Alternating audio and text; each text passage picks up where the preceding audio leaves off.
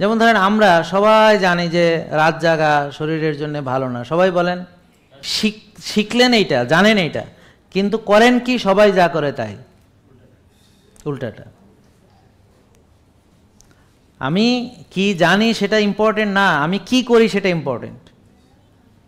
একটা লোক জানে না, না জেনেও সে আর্লি ঘুমায়, ভোরে ওঠে, তার মানে তার উপকারটা সে রাত জাগার ফলে যে ক্ষতি হবে সেটা থেকে বাঁচলো, আর্লি ঘুমানোর যে উপকার সেটা পেল, আর আল্লাহর প্রশান্তি পেল।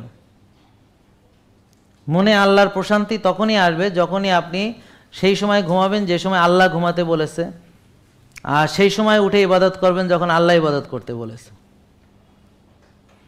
বুঝতে পারছেন? সে মানসিক প্রশান্তি পাবে। কিন্তু অন্যরা কোনো দিন, নাচানাচি পার্টিরা প্রশান্তিটা পাবে না, সারা রাত পার্টি করার পরও প্রশান্তি পাবে না, সারা রাত জায়গায় ডান্স ক্লাবে থাকেও প্রশান্তি পাবে না, সারা রাত ফুর্তি মূর্তি করে দেখেন প্রশান্তি পাবে না।